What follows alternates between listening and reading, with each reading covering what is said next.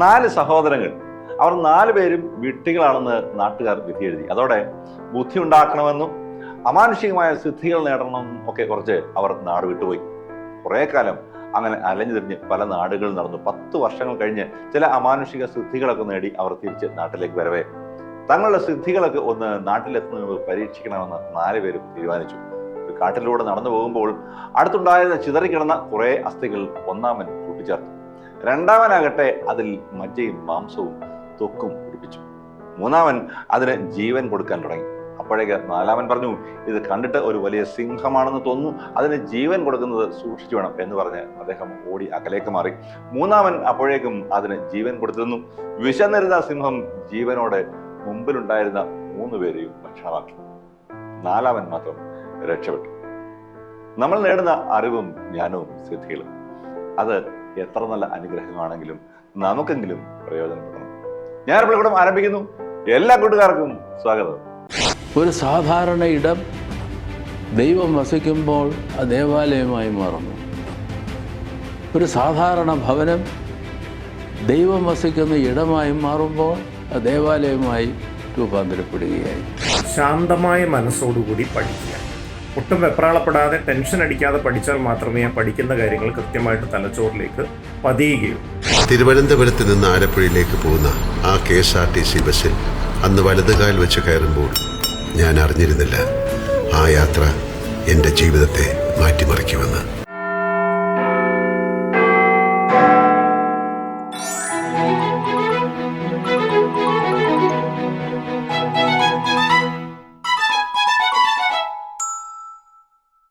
അസാധാരണക്കാരായി നമ്മൾ തിരിച്ചറിഞ്ഞവരെല്ലാം സാധാരണക്കാരായിരുന്നു.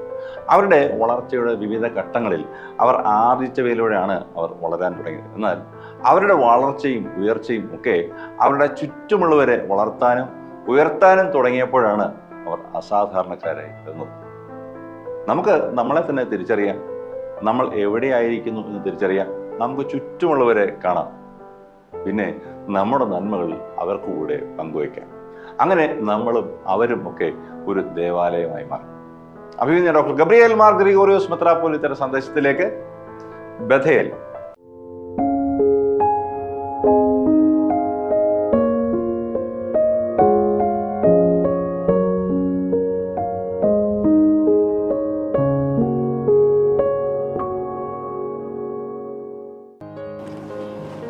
പിതാവിൻ്റെയും പുത്രൻ്റെയും പരിശുദ്ധാത്മാവിൻ്റെ നാമത്തിൽ തനിക്ക് സ്തുതി.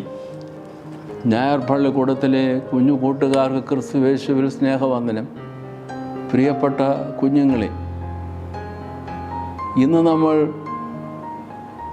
കേൾക്കുന്ന ഈ പ്രഭാഷണത്തിന് ഞാൻ കൊടുത്തിരിക്കുന്ന തലക്കെട്ട് ദേവാലയം ബഥേൽ എന്നാണ്.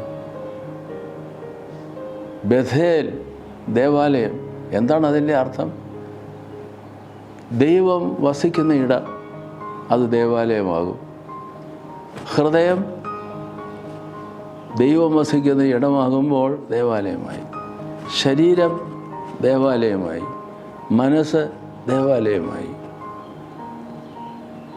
ദൈവത്തെ ആരാധിക്കുന്ന, ദൈവത്തെ വിളിക്കുന്ന ദൈവമക്കൾ വസിക്കുന്ന ഇടം ദേവാലയമായി. നമ്മളുടെ പള്ളിയും ദൈവമക്കൾ ഒന്നിച്ചു കൂടുന്ന സ്ഥലമായതിനാൽ അതും ദേവാലയമാവുകയായി. ഒരു സാധാരണ മനുഷ്യൻ ദൈവം വസിക്കുമ്പോൾ അത് ദേവാലയമാവുന്നു. ഒരു സാധാരണ ഇടം ദൈവം വസിക്കുമ്പോൾ അത് ദേവാലയമായി മാറുന്നു. ഒരു സാധാരണ ഭവനം ദൈവം വസിക്കുന്ന ഇടമായി മാറുമ്പോൾ അത് ദേവാലയമായി രൂപാന്തരപ്പെടുകയായി. ബഥേൽ യാക്കോബിൻ്റെ ജീവിതത്തിൽ സംഭവിച്ച ഒരു പാഠമാണ്. യാക്കോബ് ബേർഷെബ എന്ന സ്ഥലത്തുനിന്ന് ഹാരാനിലേക്ക് പോകുന്ന വഴി അവനൊരു സ്ഥലത്തെത്തി. അത് ലൂസ് എന്നാണ് അതിൻ്റെ പേര്. അവിടെ എത്തിയപ്പോൾ രാത്രിയായി. ഒരു കല്ലെടുത്ത് തലയണയാക്കി വെച്ച് അവൻ കിടന്നുറങ്ങി. ആ സന്ദർഭത്തിൽ ഉണ്ടായൊരു ദർശനം.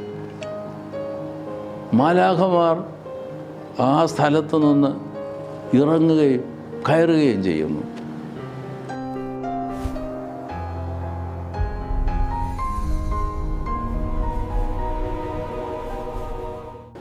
അതവൻ അത്ഭുതകരമായി കേട്ടു. അത് കഴിഞ്ഞിട്ട് ദൈവത്തിൻ്റെ അനുഗ്രഹവും അവനുണ്ടായി. ആ അനുഗ്രഹ വാക്കുകൾ കേൾക്കുകയാണ്: ഞാൻ അബ്രഹാമിൻ്റെയും ഇസഹാക്കിൻ്റെയും ദൈവമാണ്, നിൻ്റെ പിതാക്കന്മാരായ അബ്രഹാമിൻ്റെയും ഇസഹാക്കിൻ്റെയും ദൈവമാണ്. യാക്കോബിനോട് പറയുക, നീ കിടക്കുന്ന ഭൂമി ഞാൻ നിനക്ക് തരും, നിൻ്റെ സന്താന പരമ്പര ഈ ഭൂമി അവകാശമാക്കും, നീയും നിൻ്റെ സന്തതിയും മുഖാന്തരം ഭൂമിയിലെ സകല വംശങ്ങളും അനുഗ്രഹിക്കപ്പെടും. ഇതാ ഞാൻ നിന്നോടുകൂടെയുണ്ട്. 4 അനുഗ്രഹങ്ങളാണ് യാക്കോബിലൂടെ യാക്കോബിന് ദൈവം കൊടുക്കുന്നത്. ആ അനുഗ്രഹം ആ ദേശത്തിൻ്റെ അനുഗ്രഹമായി, ദേശക്കാരുടെ അനുഗ്രഹമായി മാറുകയാണ്.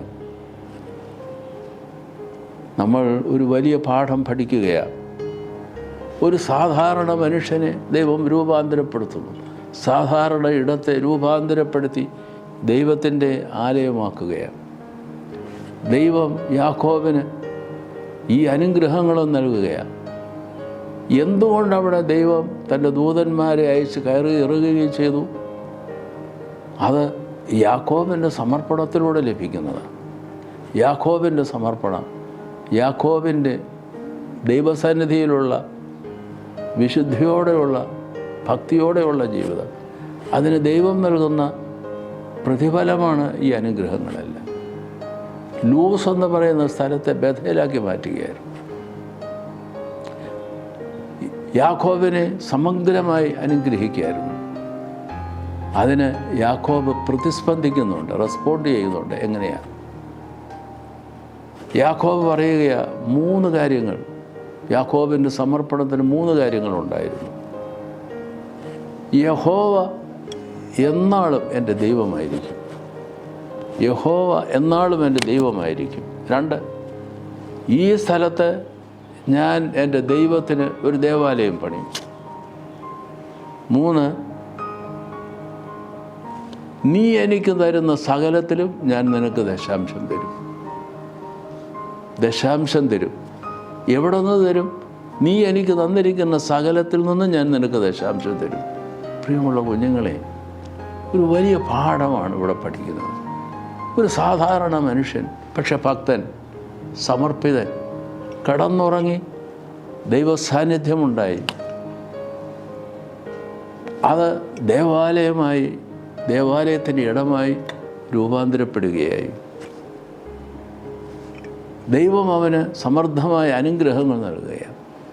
അതിന് യാക്കോബ് പ്രതിസ്പന്ദിക്കുന്നത് നമ്മളെ ചിന്തിപ്പിക്കണം.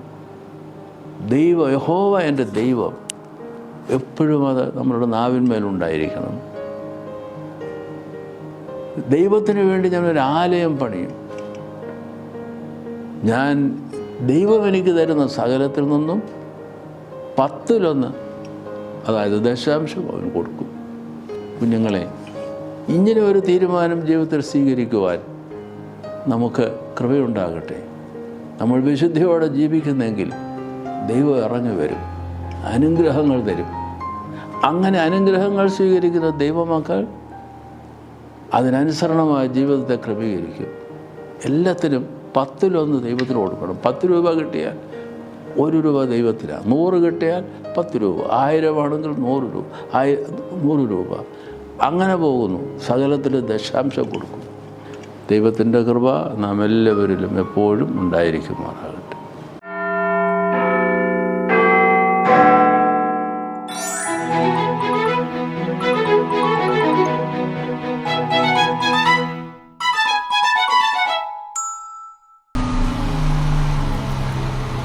തിരുവനന്തപുരത്ത് നിന്ന് ആലപ്പുഴയിലേക്ക് പോകുന്ന ആ KSRTC ബസ്സിൽ അന്ന് വലതുകാൽ വെച്ച് കയറുമ്പോൾ ഞാൻ അറിഞ്ഞിരുന്നില്ല ആ യാത്ര എൻ്റെ ജീവിതത്തെ മാറ്റിമറിക്കുമെന്ന്.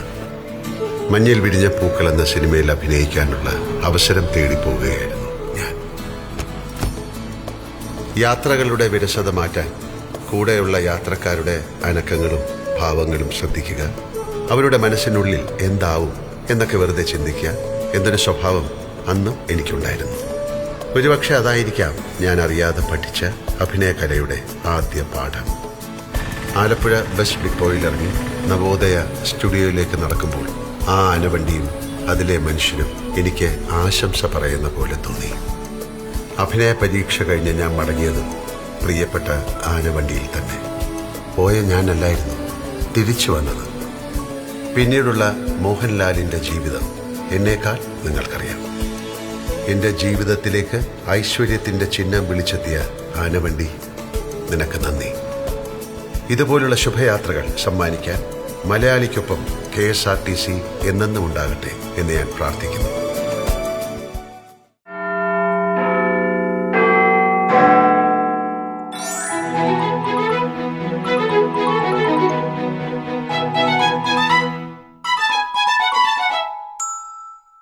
വാർഷിക പരീക്ഷയുടെ മുമ്പിലാണ് എല്ലാ കൂട്ടുകാരും, അല്ലേ? ഒരു വർഷം പഠിച്ചതെല്ലാം ഓർത്ത് പരീക്ഷ എഴുതി വലിയ മാർക്കൊക്കെ വാങ്ങണം. ഒരു വർഷം പഠിച്ചതൊക്കെ അങ്ങനെ അങ്ങ് ഓർത്തെടുക്കാൻ കഴിയുമോ? ആകെ ഓർക്കുമ്പോൾ തന്നെ തലയാകെ പുകഞ്ഞ് കത്തുകയാണ്. എന്നാൽ റിവിഷൻ അത്ര വലിയൊരു പ്രശ്നമാണോ? അല്ലെന്ന് വളരെ ഈസിയായി മൊത്തം റിവിഷൻ എടുക്കാം വളരെ കുറച്ച് സമയം കൊണ്ട്. ഇന്നത്തെ ലെസൺ ഫോർ ലിവിങ്ങിലേക്ക് ഈസി റിവിഷൻ. നമസ്കാരം. പരീക്ഷക്കാലം സമാഗതമായിരിക്കുകയാണ്. ഇനി ചുരുങ്ങിയ ദിവസങ്ങൾ കൊണ്ട് ഒരു വർഷക്കാലം പഠിച്ച കാര്യങ്ങൾ അത്രയും വീണ്ടും റിവൈസ് ചെയ്യുക എന്നുള്ളതാണ് ഏറ്റവും വലിയൊരു കീറാമുട്ടിയായിട്ട് നിൽക്കുന്ന ഒരു കാര്യം. എങ്ങനെയാണ് ഇനി അങ്ങോട്ടുള്ള ചുരുങ്ങിയ ദിവസങ്ങൾ കൊണ്ട് വളരെ ഇഫക്റ്റീവായിട്ട് നമുക്ക് പാഠഭാഗങ്ങളൊന്ന് റിവൈസ് ചെയ്തിട്ട് ധൈര്യമായിട്ട് പരീക്ഷയെ ഫേസ് ചെയ്യാൻ സാധിക്കുക? നമ്മൾ ഇനി അങ്ങോട്ടുള്ള ദിവസം പഠിക്കുമ്പോൾ ശ്രദ്ധിക്കേണ്ട കാര്യങ്ങൾ പ്രധാനമായിട്ടും 5 സ്റ്റെപ്പുകളാണ് ഇനി അങ്ങോട്ടുള്ള പഠനത്തിന് ഉള്ളത്. ഒന്നാമത്തെ സ്റ്റെപ്പ് റിലാക്സേഷനാണ്. ശാന്തമായ മനസ്സോടുകൂടി പഠിക്കുക. ഒട്ടും വെപ്രാളപ്പെടാതെ ടെൻഷൻ അടിക്കാതെ പഠിച്ചാൽ മാത്രമേ ആ പഠിക്കുന്ന കാര്യങ്ങൾ കൃത്യമായിട്ട് തലച്ചോറിലേക്ക് പതിയുകയുള്ളൂ. രണ്ടാമത്തെ സ്റ്റെപ്പ് കോൺസെൻട്രേഷൻ അല്ലെങ്കിൽ ഏകാഗ്രതയാണ്. ശ്രദ്ധ പതറിപ്പോകാതെ പൂർണ്ണമായിട്ടും നമ്മൾ പഠിക്കുന്ന വിഷയത്തിലോട്ട് തന്നെ കേന്ദ്രീകരിച്ചിരുന്ന് പഠിക്കുക എന്നുള്ളതാണ്. മൂന്നാമത്തേത് ഓർമ്മ കൂട്ടുന്ന മാർഗങ്ങളാണ്. നമ്മൾ ഓൾറെഡി പഠിച്ച കാര്യങ്ങളായിരിക്കാം, അതൊന്നുകൂടെ ഒന്ന് ഓർമ്മയിലേക്ക് കൃത്യമായിട്ട് പതിപ്പിക്കുക എന്നുള്ളതാണ്.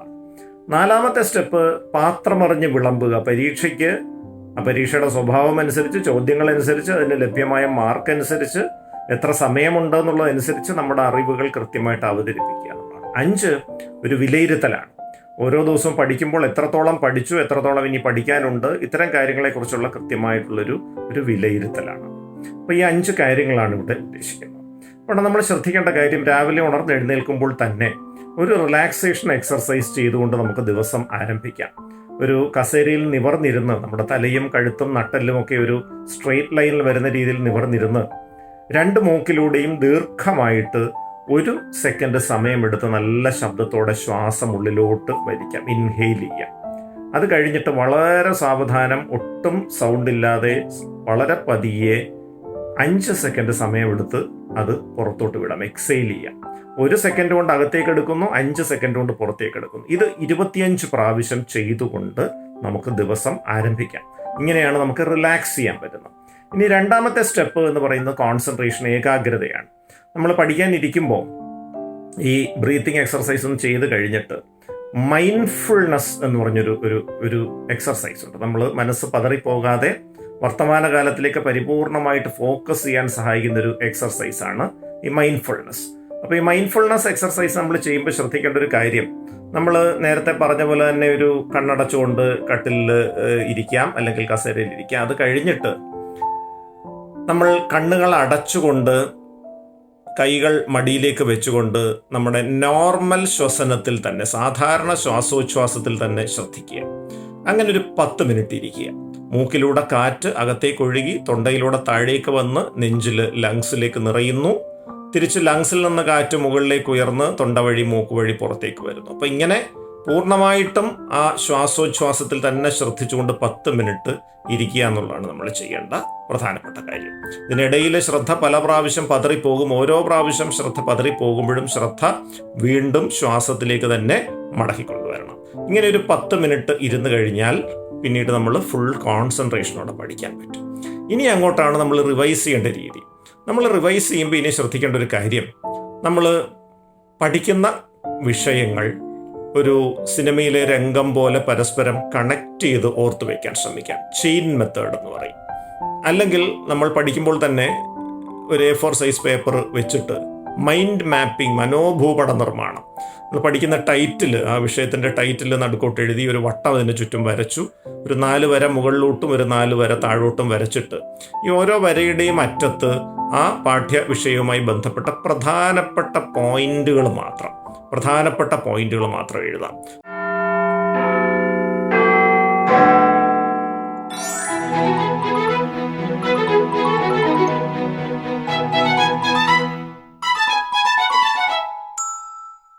Question time.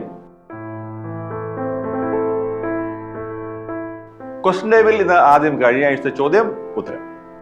അബ്രഹാം ഇസഹാക്കിനെ യാഗം കഴിക്കാനായി കൊണ്ടുപോയത് ഏതു മലയിലേക്കാണ്? മോറിയ മല. കൂട്ടുകാരുടെ എല്ലാവരുടെയും ഉത്തരങ്ങൾ ശരിയാണെന്ന് മനസ്സിലായി. നമുക്ക് ഈ ആഴ്ചത്തെ ചോദ്യം എന്താണെന്ന് നോക്കാം. ബഥേലിന്റെ പഴയ പേര് എന്തായിരുന്നു? പ്രിയമുള്ള കൂട്ടുകാരെ, വളരെ സിമ്പിൾ ക്വസ്റ്റ്യൻ ആണ്. ഇന്ന് തന്നെ നിങ്ങളുടെ ടീം ലീഡേഴ്സിന് ഉത്തരങ്ങൾ അയക്കുക. ഞായർപ്പള്ളിക്കൂടം ഇന്നത്തേത് സമാപിക്കുകയാണ്. നിങ്ങളുടെ അഭിപ്രായങ്ങൾ കമന്റ് ബോക്സിൽ രേഖപ്പെടുത്തുക. തിരുവനന്തപുരത്തേക്ക് വിളിക്കുന്നവർ 2713-100 എന്ന ഫോൺ നമ്പർ ഓർത്ത് വയ്ക്കുക. ഞായർപ്പള്ളിക്കൂടം എല്ലാ ഞായറാഴ്ചയും ഇന്ത്യൻ സമയം രാവിലെ 7 മണിക്ക് ലൈവാണ്. പിന്നീട് 11:30 OSSI ബോധനം ചാനലിലും OSSIബോധനം.org എന്ന വെബ്സൈറ്റിലും ലഭ്യമാണ്. വൈകിട്ട് 7 മണിക്ക് ഗ്രിഗോറിയൻ TVയിലും ലഭ്യമാണ്. വിവിധ ഫേസ്ബുക്ക് പേജുകളിലും ലഭ്യമാണ്. മുടങ്ങാതെ കാണണം, ഷെയർ ചെയ്യണം, സബ്സ്ക്രൈബ് ചെയ്യണം. അടുത്ത ആഴ്ച കാണാൻ ആഗ്രഹിച്ചുകൊണ്ട് ചാച്ചൻ സന്തോഷ് ബൈ പറയുന്നു. എല്ലാ കൂട്ടുകാരെയും ദൈവം അനുഗ്രഹിക്കും.